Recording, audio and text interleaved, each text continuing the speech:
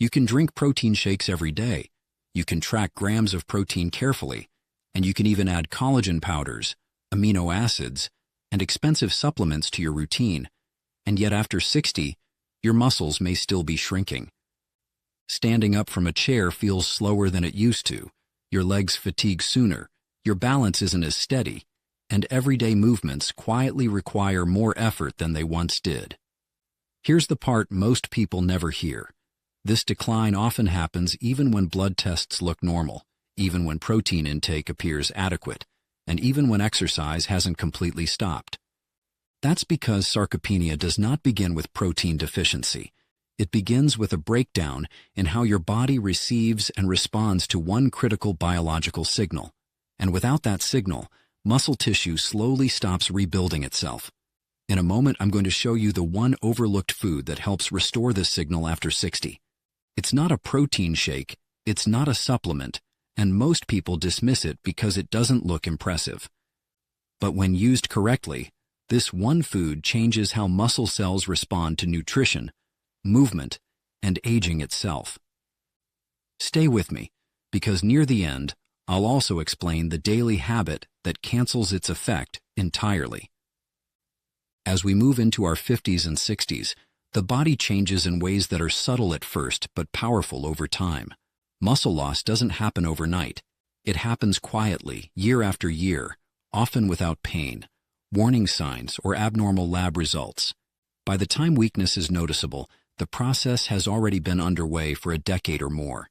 This is why sarcopenia matters, not because it affects how we look, but because it determines how long we remain independent, mobile, and confident in our own bodies. And today, we're going to talk about what actually slows this process from the inside out. Most people believe sarcopenia is simply the result of aging muscles wearing out. They're told that after 60, muscle loss is unavoidable, and that the best they can do is slow it slightly with more protein and light exercise. So they do exactly that. They add protein shakes in the morning, they increase chicken, eggs, or whey powder, they walk more, and they stretch more, and yet strength continues to decline. Let me introduce you to Robert, a 64-year-old retired engineer. He followed every recommendation, he hit his protein targets daily, and he exercised 3 times a week.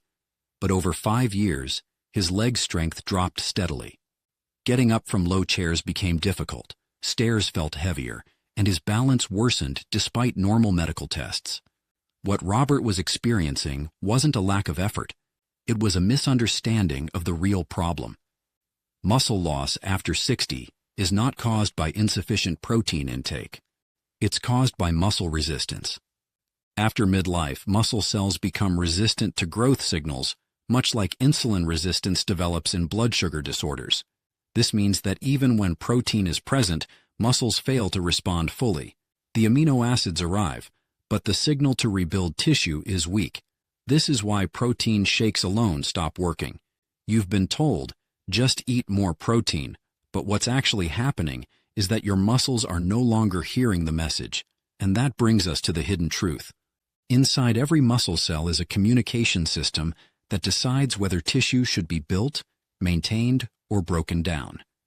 This system relies heavily on mitochondrial signaling and cellular mineral balance. As we age, mitochondria, the energy centers of muscle cells, become less efficient.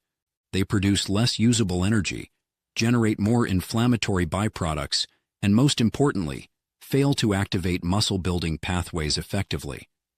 Studies observing older adults show something remarkable. When mitochondrial function improves, muscle strength improves, even without increased protein intake. This tells us something critical. Muscle loss after 60 is not a nutrition problem. It's a signaling problem. And that's where the most overlooked food enters the picture. The one food that helps restore muscle signaling after 60 is lentils. Yes, simple, humble lentils. Not because they're high in protein alone, but because they restore the internal environment muscles need to respond to growth signals again. Lentils contain a unique combination of slow-digesting carbohydrates, magnesium, potassium, iron, and polyphenols that directly support mitochondrial efficiency. They stabilize blood sugar, reduce low-grade inflammation, and improve cellular energy delivery to muscle tissue. This combination is exactly what aging muscles are missing. When you eat lentils, the slow release of glucose provides steady fuel to muscle cells without spikes or crashes. This stable energy environment allows mitochondria to function more efficiently. At the same time, magnesium supports ATP production, the molecule muscles use for contraction and repair. Potassium improves nerve-muscle communication, and iron supports oxygen delivery at the cellular level. Together, this restores the muscle's ability to hear growth signals again, and protein can finally do its job. Let me share another example. Margaret, a 62-year-old school teacher, struggled with leg weakness and fatigue. She drank protein smoothies daily, but saw no improvement. After shifting her focus to improving muscle signaling by adding lentils to her midday meals 4 times per week, something changed. Within 6 weeks, her stamina improved. By 3 months, she reported stronger legs and better balance. Nothing else changed. No new supplements. No intense workouts.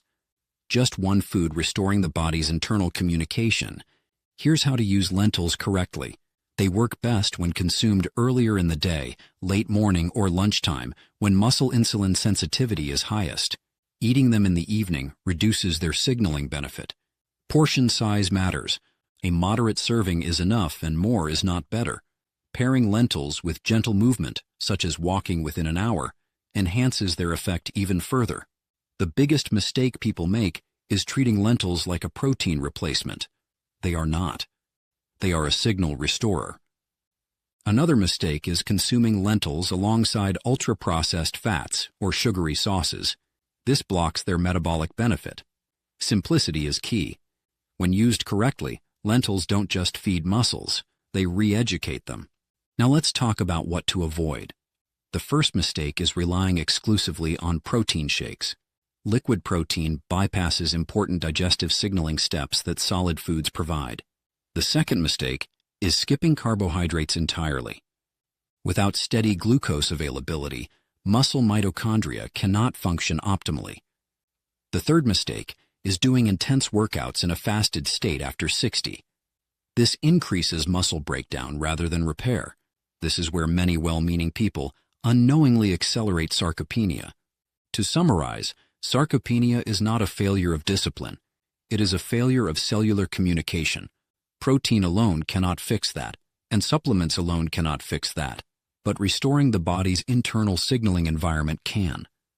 Lentils do this quietly, consistently, and effectively when used correctly.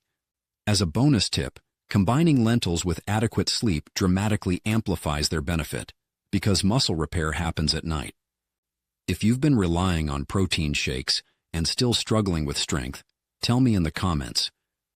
Have you noticed this pattern in your own body? In the next video, I'll reveal the one morning habit that silently cancels muscle repair after 60, even in active people. Make sure you don't miss it. Your strength is not gone. Your body just needs the right signal again.